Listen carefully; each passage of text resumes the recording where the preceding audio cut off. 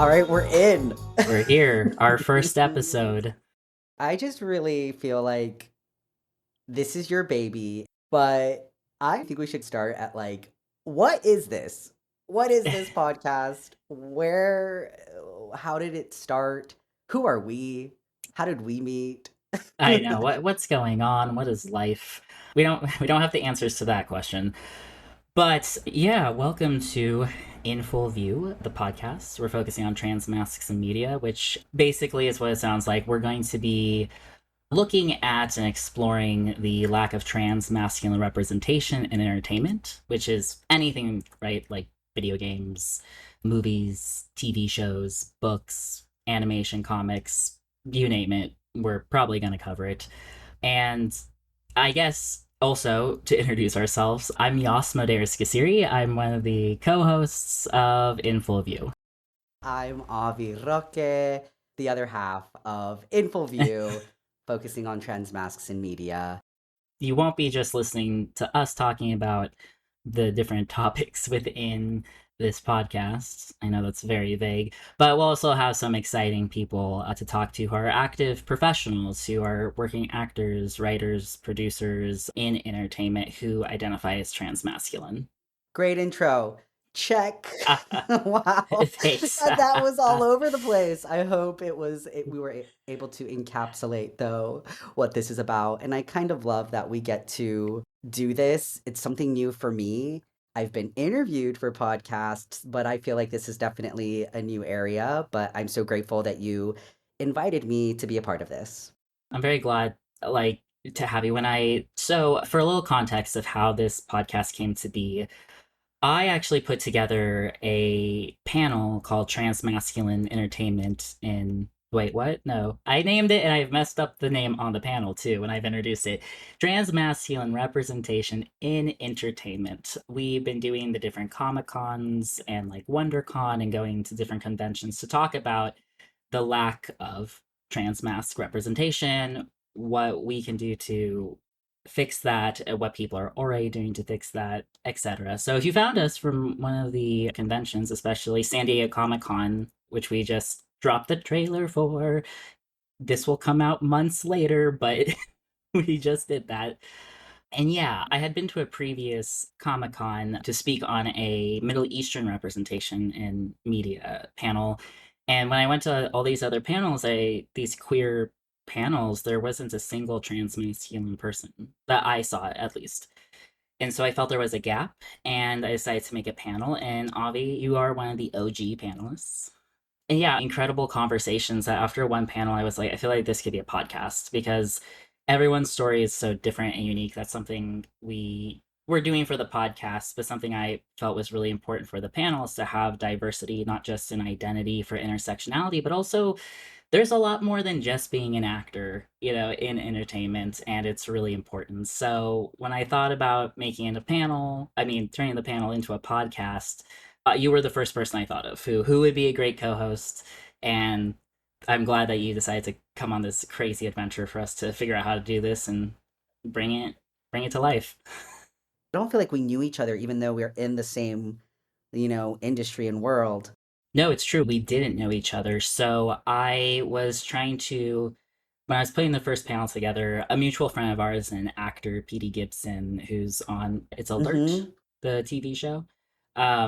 I was asking like if he knew any other people who could be on the panel because I feel like I really didn't know really many trans masks in the industry.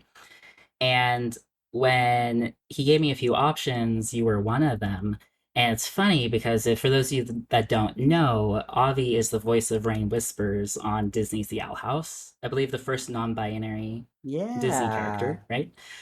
And I didn't tell you this until like 2 years into the panels, but I was a fan of the Oh. show. And yeah, and I remember looking up the character of Rain Whispers because I was just, trans people, we clock each other. And it was just one of those things where I'm like, but I was like, oh, is this person on testosterone who's doing the non-binary character? And I had looked you up on IMDb, and it was really exciting for me Oh. to see like somebody, yeah, who's on T as a singer. That was one of the things that kind of stopped me from Right. actively pursuing T at Right. first. which I'm so glad I did. I'm way more connected to my singing voice and all that. But yeah, I was seeing that. I was like, oh, this is exciting. So when Petey was like, oh, yeah, I know this person, I was like, oh my God, yes, let's bring them onto the panel. I love that. Yeah, shout out to Petey. Petey is the ultimate, I feel like, connector, Yeah, and just a wonderful, incredible human being overall, over like just in general. But yeah, that's true, and I feel like I've stuck with it. I feel like I love to be a part of the panels, and I love the conversations. And we've had some panelists like, change, but some have been more consistent than others. But it's so wonderful to be in those spaces and to see how the audience members like how it resonates with them and how much you can tell how much it means to a lot of them too. So it's again, it's like the representation. It is powerful. It is life changing, life saving. And I love what you said about like we're not all just actors. Like there is so many avenues that one can take in this industry, and I think that's what I'm most excited about is to get to chat with other trans mass creatives just in all areas of the biz. I agree because I'm an actor for those who don't know, writer, and I produce because it's like you kind of have to make your own content now. It's kind of crazy. But yeah, I'm really excited to get other people's perspectives because that's one of the things that comes up on the panel or has, I believe. It's just like that kind of like that I call it the trickle down effect of like we need writers to craft authentic trans stories, directors who can execute it, producers who can step in and be like, no, that's not authentic. Because I feel like so much does fall on the actor because they're the last piece of the puzzle, Like a movie takes like maybe like 5 years to make, right? So along the way, you have all these people developing, putting money into a project. And that's what I feel like as an actor, it's a lot of pressure to be that person who comes in and has to be like, hey, I know you've been working on this for like 5 years, but this is problematic. Or you wrote something that's not authentic. And usually people are really open. A lot of times they almost cast actors, I feel like, with the intention of being like, can you let us know if this is a problem? Which is it's like it's good and bad, right? It's good that they're Right. open, they're trying to make it a safe space, but then at the same time, it's like, well, why didn't wasn't that fixed earlier? Why is that on the actor? I really relate to that. I feel like I have a few anecdotes that speak to those kind of moments where I felt grateful that they were giving me opportunity in a space to advocate for myself or have a voice or input. At the same time, feeling just a little uncomfortable of like that was now my responsibility or my job. Pros and cons to that for sure, but I feel like I've done my best to navigate a little bit better and know when I want to educate or not, go down that path, which kind of makes me think about how like we just even got to be actors, like what called us to that profession, Mm. that career path. I want to know your story, Yas. Yeah. Who am I? What am I? Yeah, that's such a good like I whenever people ask this question, I'm always like, I don't know. I guess it's just something I always knew I wanted to do, being like a little ADHD kid, getting through I couldn't even get through a movie I was excited about, like Bruce Lee's Enter the Dragon. I grew up doing martial arts, so I was like go in the backyard and be like, I'm Bruce Lee now, fighting people, or Indiana Jones. And I think in some ways, because I'm also thinking of like Humphrey Bogart when I was a little older in like junior high, I was introduced to that. And that's actually the three people. It's funny that I brought them up because that's how I also describe my gender. It's like Yes. those three aspects. And I think in some odd retroactive realizing way, I think I was really drawn to a lot of these roles because I didn't see gender anywhere else that made sense to me. And so I was like, oh, this is who I want to be. I want to be these men. And then it took many, many years to connect the dots and actually transition. But yeah, so I think it's something I always wanted to do in like some way. And then I ended up taking drama as my elective in junior high school because I'm from Southern California, and my friend who is a year older than me told me that choir, band, and drama, because they were the only year long electives, they got a Disneyland trip at the end of the year. So that hooked you. That's you were sold. Yeah, Okay. I was like, hell yeah. And then I ended up loving it and I kept doing it. And then, like, in theater, I majored in it in college. And writing kind of happened in producing because I couldn't find myself anywhere in a castable role, right? Like, once you got outside of high school, they didn't need the surplus of, like, AFAP, you know, Hmm. students to play male roles. So it just became really difficult to find that place when I was, like, identifying throughout the different alphabet of Right. identities.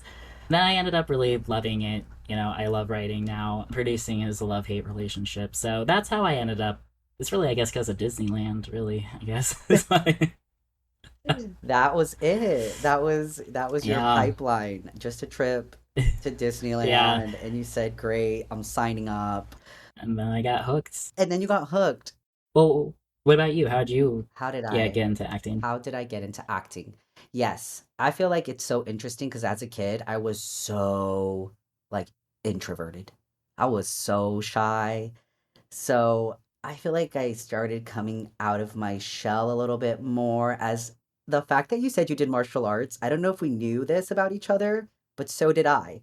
I Oh. did karate from age 5 to 16. Oh, what style? It's like Shaolin Kempo. Like it was a Okay, Shaolin I Kempo Kung Fu Karate situation.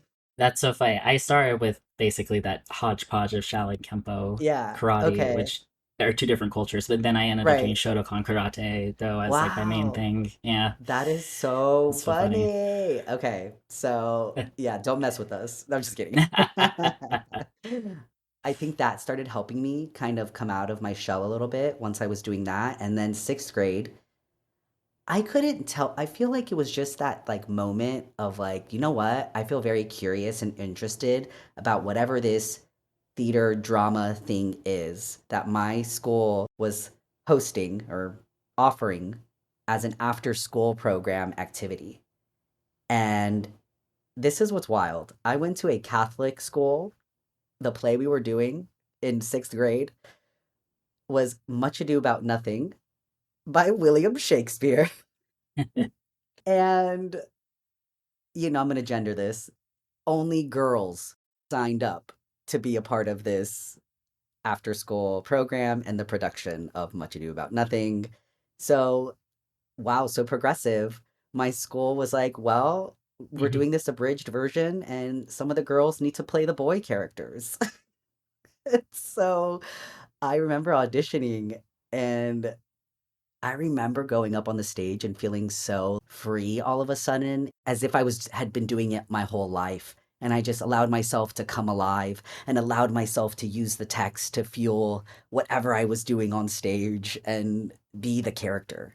And so that's like the acting bug bit me, right? So I got cast as Benedict, the male lead. And then the rest is history. I feel like I stopped doing theater after that sixth grade play. Honestly, I think I got a little insecure about it. And then high school was when I leaned back into it again and then was a theater kid and then studied theater in college and then moved to Chicago and did so much theater. So it definitely is my foundation as an actor. But then over time, it's like it's been taking different shapes. And I Mhm. think that's what's beautiful doing work that I never thought that I would be doing, which is like audiobooks, narrating, voice acting. And I feel like I was getting a little salty and bitter about being an actor for a minute, where I was like, what am I doing? Why am I doing this? This sucks. Like, no one's giving me a job. No one sees me the way I see myself. A lot of complaining. I think when I started breaking into more of the voiceover world is when it actually reignited a passion for me and it, like redefined what how I saw myself as an actor. I think I found acting Mhm. because it was fulfilling a need that was very close to like my search for identity. And I feel like now, because I have made decisions to fully Mhm. feel like myself and feel whole in this way, I feel like it's changed. So I don't feel like it's like I need acting the way I needed it back then. So it's been really interesting for me to make a new relationship with it. I love what you said and you bring up about like it's almost Mm, like the trans mask pipeline in a way because theater is so boys are scared to do it or they're not encouraged to do it. Like it opens up these opportunities for us to play with our gender and get to really experience it, which is a really wonderful thing. Because I went to a Catholic high school and just I feel like that could be a whole different podcast in itself. So we did have more boys, so there was less because it's high school. There's more I think kids interested in doing theater.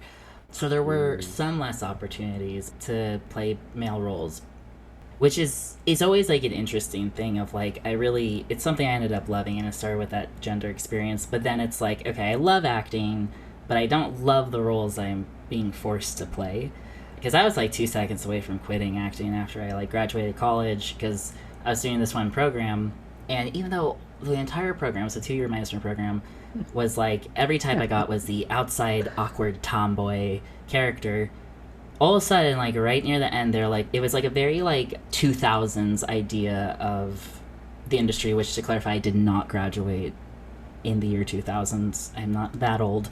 But the idea of like, well, to succeed, you have to like, AFAB people have to be feminine and AMAB people have to be masculine. There is another person in the program who he and I specifically didn't get agent recommendations, and I was actually from like the head of the program. That's why I'm like, I don't try not to name drop. But what I appreciate with my teacher, she like told me the truth, um, and it was basically what she was saying is we were both right, too like. I think right. people would say, "Oh, too gay," even though this other person is bisexual. But in the sense of like, you're too masculine as a female, you're too feminine as a male. And I know he was pissed because he was doing Kiss of the Spider Woman. He's like, well, why did you have me do that if you weren't going to give me agent recommendations? Because I am good for that role. And it was just one of those things where it's like, you know, do when you're on the red carpet, you have to look a certain way or you have to do this. And it was before Ruby Rose hit the scene or just non binary was even in the zeitgeist as much for like the language, but that also wasn't true. Like there were Mm, so many different types of female characters still out there that I would have been probably more comfortable with. But it just became, it actually took another acting class for them to list all these like masculine female characters who it's like you could do all these roles to get me not to quit. So it is an interesting thing how it's like, well, you really love something and it opens up a door, but how do you like sacrifice, like what's the yeah. degree of you're willing to sacrifice comfortability or Mm, who you are to play these roles you don't yeah. feel comfortable in, which is also just frustrating and annoying because I think that's also how Right. for I think I try this is something I'm working on in therapy of the idea of like losing so many years because like acting is all about being really authentic. Like they want to cast people, especially when you're not an A-lister who they're like, yeah, we'll give you 6 months to develop a character because you're, you know, Bradley Cooper. For people at our level, they want the real deal when you walk in the room. And I'm like, I can't compete with a sorority girl for that part if she's actually that. Like, my gender was never like that. So yeah, it's just, it's interesting. I'm so curious of how programs run now in universities and colleges, with how I feel like there has been Yeah. progress in being a little more diverse and, the DEI of it all and more gender expansive in terms of plays being written or just the students that are coming into programs. But I feel like, yeah, I feel like we have similar experiences, like in the whole training of getting our foundation laid. I feel like, yeah, I feel like whoever got that Hmm. training in college is not Avi, was not Avi, but there's still takeaways that I feel like I still hold with me and that I still use, even though I'm this version of Avi now. There's still the foundation of technique, of education, of studying. And like, you know, I don't think we're also advocating you need to go to university. There's lots of different ways to develop an Yeah. education in the arts. But, you know, I find that frustrating, like as a tenor. I've only had my tenor voice for probably like really 3 years, 3.5. And I'm going up against these cis men who have been tenors their whole lives. But because I'm thankful I have my singing teacher to like have trained through my transition and still keep training. But because my range just like dropped and shrunk. It was really sudden. It was actually kind of really stressful. But she was saying that like I was able to grow it as quickly as I did because I had all this foundation. And I think it's kind of like because the voice is an instrument, right? So I think it's kind of like, well, you've played. I don't really play a lot. Like, okay, I guess yeah. I did guitar for a bit, so picking up ukulele, which is different, you have to learn stuff. But I probably picked it up faster than someone who has never played a musical instrument before. That I'm makes not sense. not saying I can play either well. Just putting that out there. But It's okay. I can't play any instruments, so that's all right. That's yeah. why when anyone asks me, like, Avi, did you play the violin as Rain in the animated series? I was like, no. But I wish. I wish that was me. I also am not whistling because I don't know how to whistle. But Rain does whistle, but And that's not you can't me. whistle. Sorry. I also wonder how hard that would be to actually like record like in or like I feel like they Yeah. have to have a special mic, otherwise you're just like blowing on the mic. I don't know. I like that they thought you played the violin. You should have just been like, yeah, that was me. Yeah, that's me. That's me. In the recording booth, it's all live, real time. Right? Yeah. No, I mean, sometimes that's a mystery to people too of how that even works. Like recording in Mm, studio for an animated series or film, which is still new to me, right? Like that was my first voice acting job. So really? It was Gallows? yeah, Wow. yeah, yeah. I always thought it was I Cemetery Boys for some reason. Yes, as an audio, well, yeah, right. Like it's like it Mm, was vocal performance related, but my mm, first audiobook, mm, it yes, was Cemetery Boys by Aidan Thomas. So that was a first. mm. And then getting my first voice acting for animation Your first is like character yeah, animation. correct. Yeah. Correct. That's incredible. So, I mean, I am curious, like the pivot you made into like Mm. voiceover. It doesn't sound like it was intentional necessarily, but I'm curious, at what point were you like, yes, I'm all in on voiceover, like I'm gonna really lean Mm. into it? And were there points where you were like, 'cause you kind of mentioned where you're like, why am I only getting voiceover work? I've used my whole body as an actor. What's happening? Yeah, I can totally speak a little bit to that. It was interesting. When I lived in Chicago, all pre-transition still, I was doing theater and I think I took like a voiceover class. That was mainly commercial voiceover, but that's because, I was getting the from friends and family, you have such a great voice. You should do voiceover, even pre-transition. And I did invest time and money into trying to like make something of that and pursue it and give energy and focus to the voiceover industry, like getting a demo made professionally. And then, of course, like, yeah, having an agent and auditioning for things here and there. And I think maybe I got one project, which was like a commercial VO thing, which is another gosh, that's another like road to go down. But that project, I remember I was cast as like mom or something in this voiceover commercial. Uh, and then they made me do it like in English and then in Spanish, but then the English, they were like they wanted more of like an accent and like more of like oh God, that spice. So I did try to go into the voiceover like path, and then I felt like it really wasn't manifesting in the way that I wanted, and I gave up. I really do remember that. I told myself, "Hey, I guess I just Mm, don't have what it takes for voiceover. It's just not for me, so I'm gonna put that away." Said I tried it and keep focusing on theater and any on-camera things that I could book. And sure enough, then mm, I was like, "I'm trans." And I was like, "Okay, I want to take the medical route and transition medically as well as socially and begin hormone replacement therapy and begin taking testosterone to masculinize my features. And with that comes the voice, right? The voice changing. And as soon as mm. that kind of happened, and I felt like my voice really settled, that's when I got that ask an audition for Cemetery Boys. And I auditioned, and then again, that kind of broke open this world of, wow, how good does it feel to use this voice that truly feels like my authentic voice? And I get to tell these stories that I wish I had growing up as a kid. And to provide that representation is truly part of my mission statement as an artist, is to really give back and to inspire and help others. So, yeah, that's kind of where my voiceover journey started, which was 2020. So I've been doing this stuff since 2020, narrating audiobooks, auditioning for things voiceover related, Mhm. booking the Owl House, and I Yeah, do love it. I really do. that's incredible. I've heard someone use the phrase like quote unquote like the trans tax, where it's like the time, energy, emotional bandwidth, and extra money that we have to spend as trans people who exist in the world. And the first thing I thought of was when you said you had made a demo reel pre-transition. It's like, well, you had to make another one.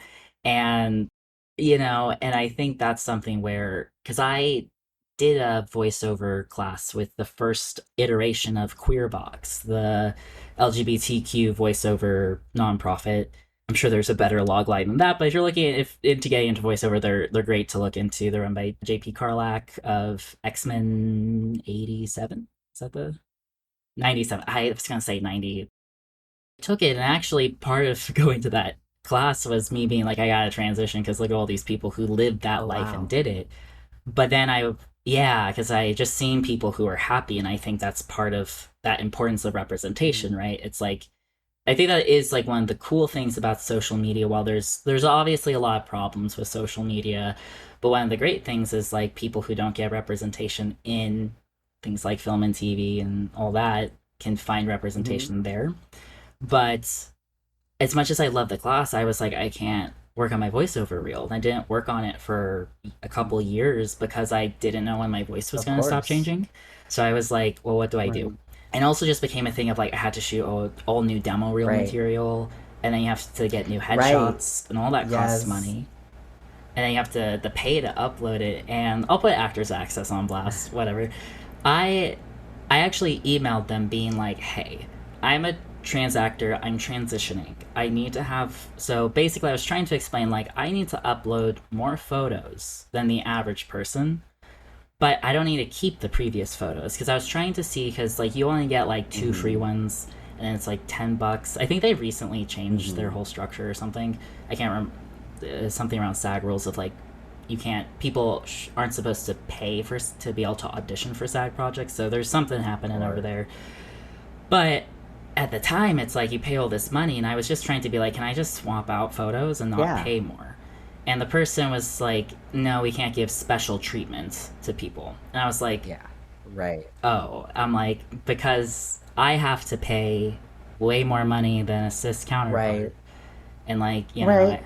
I just, especially like being a millennial, we don't age as quickly Sure. for whatever Sure. reason. I just had so many different headshots that I'm like, these are useless to me now. I look nothing Yeah. like them. But it was a thing where I'm like, well, I have to get some to update Right. something. So I had to get something, and then I had to get the nice ones. And now that my beard's growing and more, I'm like, I need more for Right. that. So it's just like it's so Right. expensive. No, yes, I totally hear that. I can relate to that too. We're going through significant changes in like a window of time that is like, how do we keep making sure we're reflecting ourselves and updating that? Yeah, as a brand, and in trans feminine people do deal with that too, Yeah, minus the voice changes, unless they do like vocal sure. therapy.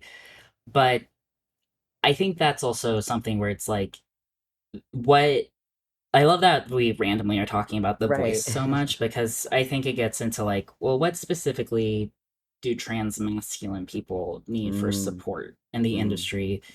I do always make this disclaimer on like the panel too. Part of the reason we are more invisible is because of some the passing privileges that some, not all, but some transmasculine people can mhm. get. And our predecessors, our transmasculine predecessors, didn't make that impact for more representation. So that's where it becomes a thing where it's just like the uniqueness of being transmasculine.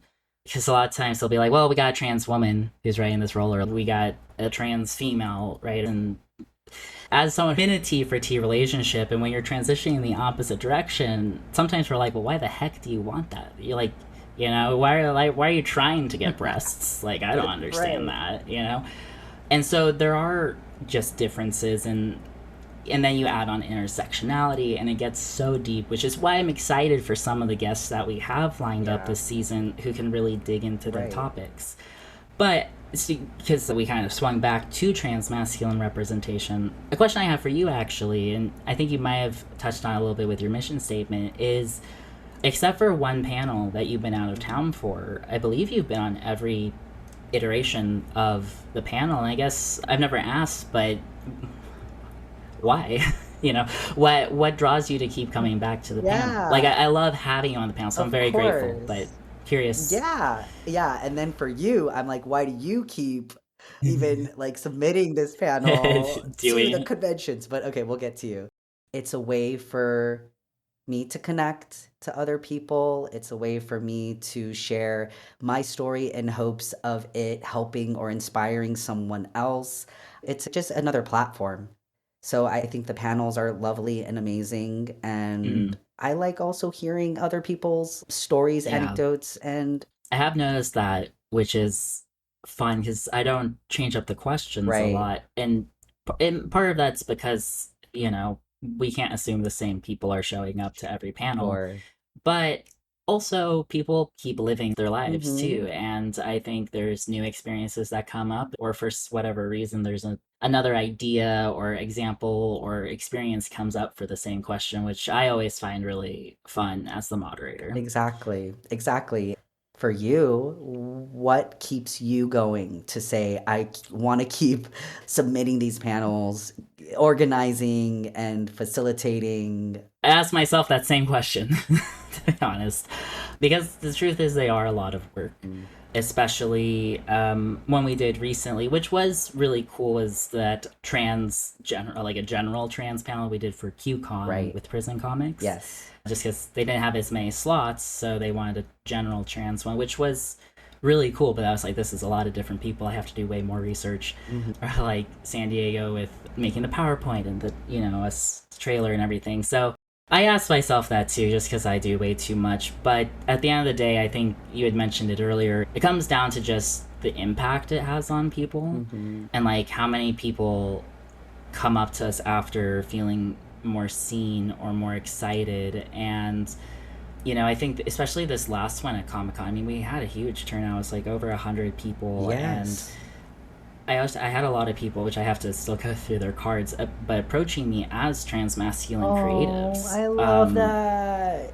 Yes. Yeah, Oh. and I'm like, this is awesome. Like people who might want to be on the panel or even this podcast, and I think something that's always a great reminder, because something I brought up to you was like, how many episodes do we want to do? What if we run out of trans masculine people to talk to? Like, but it even as like a trans masculine creative, it's also cool. It's means someone who I'm like, cool, you've written for Dark Horse, you're trans mask, you wrote or did animation on Vox Machina, and you're trans mask, or like it's like we're everywhere, Mhm. but we're still not getting that Mm. representation translated on screen. Right. There's And still a it's gap. funny. Yeah. Yeah, there's still this gap. And, I think it'll be interesting to see where the industry moves, because it's in a state of contracting, at least in August of 2025 when we're recording this. Yeah. Hopefully it will continue to contract by the time this comes out. But it's in a state of contraction. The streamers had to move to the ad revenue model. Mhm. So they're worried about middle America, how they're going to feel, because, unfortunately, our identities are politicized, Mhm. especially right now. Mhm. Um, but I think I lost my train of thought, my God. But I think it's something where it's like, it's important. I'm passionate about fighting for this representation, even though Yes. I don't seem to get cast in any trans roles. Okay. I mean, is that a So bad thing? Yeah. yeah, it's just a thing, I Yeah. guess I would say. It's neither good nor bad. Like, it's Yeah. affirming for sure. Of course. Especially like, I've been doing a lot of musical theater lately, and it's not like Yeah. there's a plethora of trans roles or queer roles really Right. in musical theater. But do you find that But empowering though? Like when you get to do these musical theater roles now that you feel like are more in alignment with you? yeah, I do. It feels really great because I really pre-transition was like, there is nowhere I fit into this genre I love except for Fun Home. Right. If anyone knows the musical, it's like the lesbian musical. And I feel like Los Angeles compared to New York, Los Angeles is a lot more diverse in their casting in theater. The LA scene has blown up a lot Mm, and they're way more inclusive because I think New York is so commercialized because of Broadway. mm. But yeah, it's really for me, like on a personal level, it feels really amazing to be able to pursue something I love that I didn't think I would be able to ever do, Hmm. and to get to play all these really great roles that I either have never heard of, but they're amazing, or roles I like want to play so bad that I get the chance to play. Yeah. And yeah, and I think too something that's like powerful, and we've talked about that too, where it's like, does a story have to be like trans? Everything's like trans, trans, trans, Right. or can it just be like a trans person in like an office Hmm. comedy? You know, Correct. and I think there's something really powerful in just existing in a role. I was just recently in Urinetown, the musical, and a few of my castmates were like, basically, they're like, it's okay if I out you to my friend who's also trans masc because they don't know anybody. And I think I put our podcast in my bio. So I was Oh, like, well, I did. So I was out, you know? okay.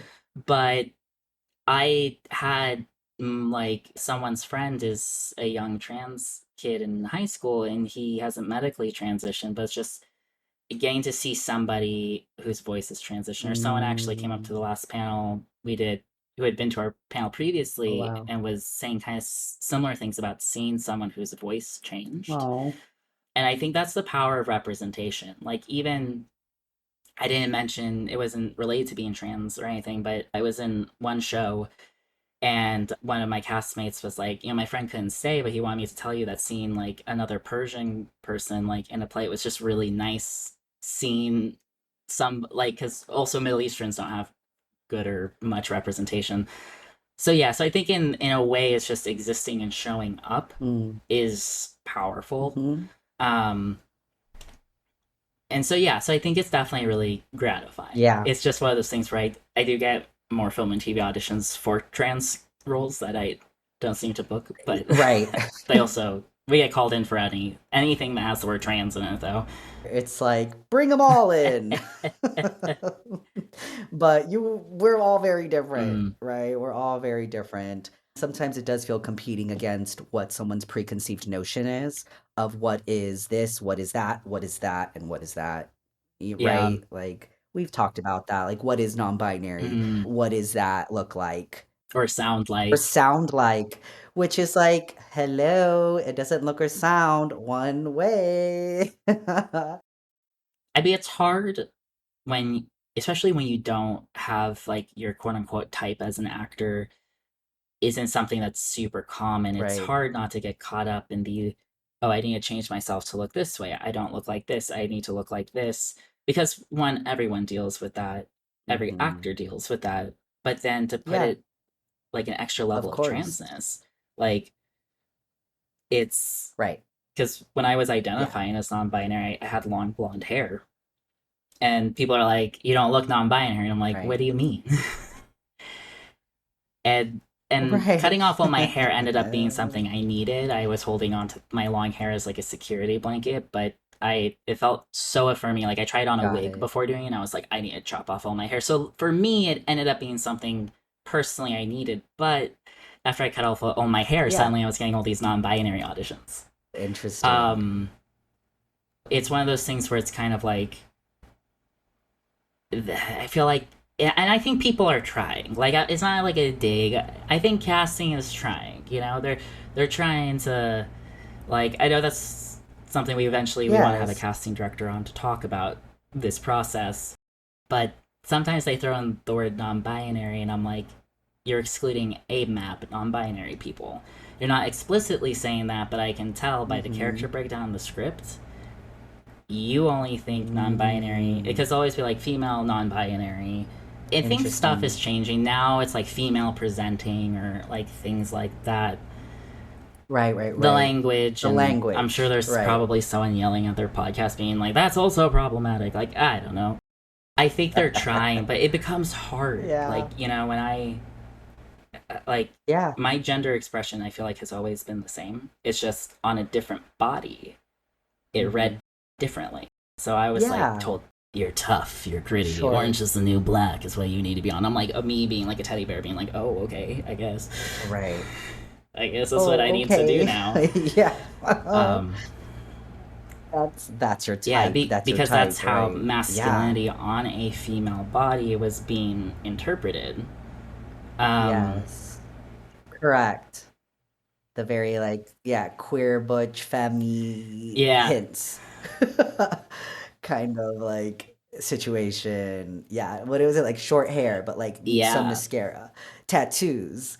that Like that thing of yeah, because they did that on Degrassi with the yeah, trans character on there. It was a right, I think a cis female actor. right. I'm not 100% sure, but they put makeup on the character so you Okay. wouldn't forget.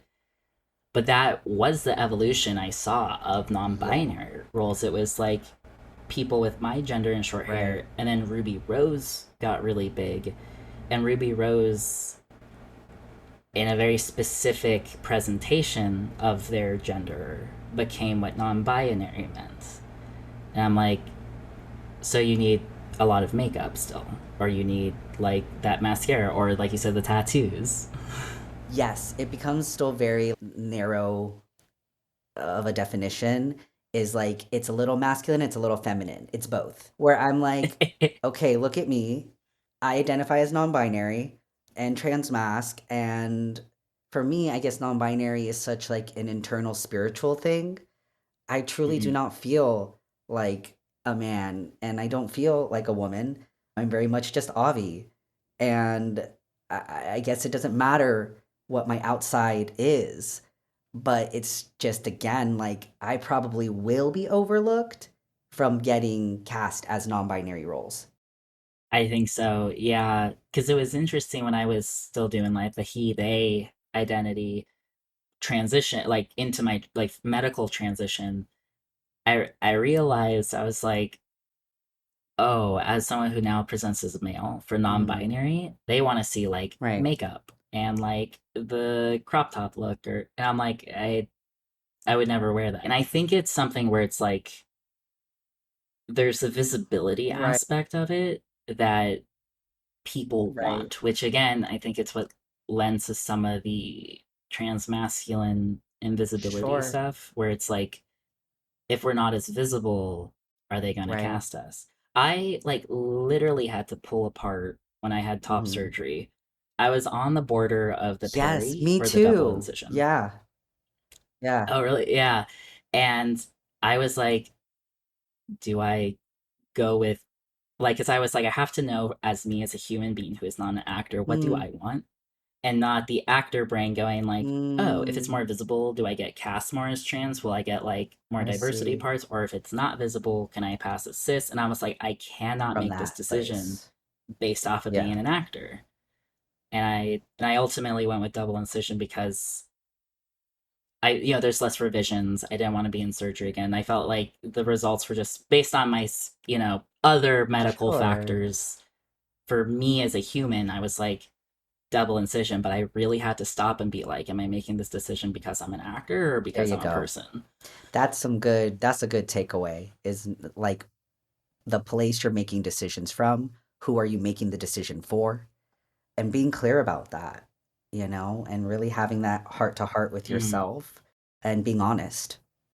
And I think too, I think that's where like the best art comes from. And I know we've talked a lot of in camera, so don't worry if you're interested behind the Right. camera. We have behind camera guests coming on to talk more about that. We will be talking about more of those aspects. But I think there's this thing of like authenticity is what makes the best art. Otherwise, you're just Hmm. emulating other people's art. And I think it's hard to like look at what we talked about with casting. When you walk in a room, they want the real deal. And I think that could be the same for writing, directing, or like when you're pitching or producing a concept. And I say that because while the world is scary right now, I think there's a place for queerness and transness to really if that's what you want your art to Mm, lead. If you don't, that's also fine too. There's no right or wrong way. If you want it to be more metaphorical about transness, like, right. we know Megan's a queer icon, the killer Oh, robot, you know, because there's a lot of the metaphor of queerness layered in that makes her attractive to audiences, right? Queer audiences.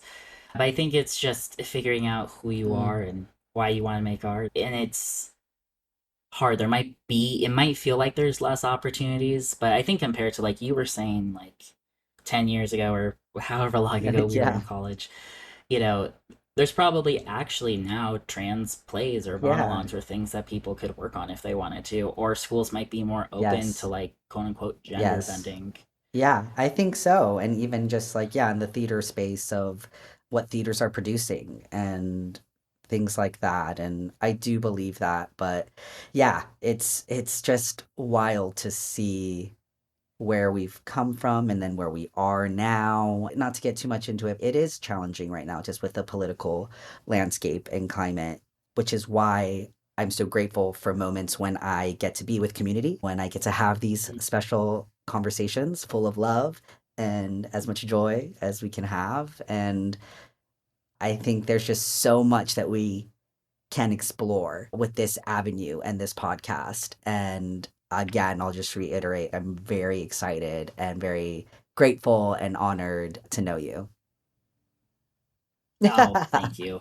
I don't think I could have asked for a better podcast co-person, and not just like the hosting aspect, but Oh yeah. marketing and We've been research and in booking it. We've guests. been in it. Yeah, it's a two-person crew. My girlfriend's now helping out with Yeah, some stuff, shout like give us out a to little. Christine. Yeah, to Christine. But yeah, and I totally agree. I think given where things are moving, because a lot of people in the industry are feeling like the Yes. indie like era is going to happen Yes. again. So this is the Yeah. time to like make stuff and find community.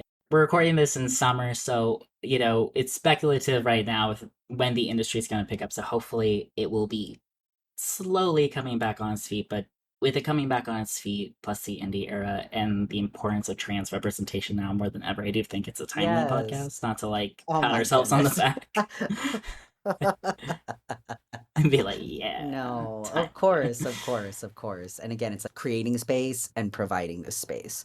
I think we both feel very strongly about that. I think so too. And we have, like we said, we have some exciting guests coming up. Don't worry though, we will still be gabbing on episodes about topics. Should we give them a little preview as to what to expect for this season? Sure. Yeah, let's do it. Okay, what's the preview? So, coming up, we're going to have some individual talks. We're going to have some really exciting guests who are in film, TV, and even some holiday watch parties coming up. Which I'm so excited about to get to just kind of watch some things and have our own discussions about it. And then hopefully have some trans organizations, I feel like, in the mix too. And kind of talking about some like Yes. nonprofit organizations as well, which again, I just love because it's the idea of giving back. What are the other areas where we can support the work of other nonprofit organizations? And that includes the people who are listening to this, who are taking the time out of your days to, hang out with us. We have a website where you can email us to ask questions that we could either cover ourselves or ask our guests. It's just infoviewpodcast.com. So feel free to drop us a line. Yes, thank you, thank you. Congrats on our first episode. Here's to Yes. many Virtual. more. And thank you to all of you listeners and anyone who's starting this journey with us. Then we'll be back in 2 weeks Yeah. with a new episode. Woo! All right, we're out.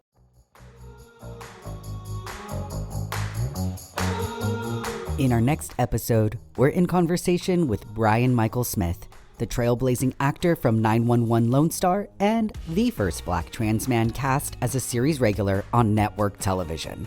We're getting into what it means to build an authentic acting career, how he manifested his dream roles, all while staying true to himself. Make sure you're following In Full View wherever you get your podcasts. See you next time.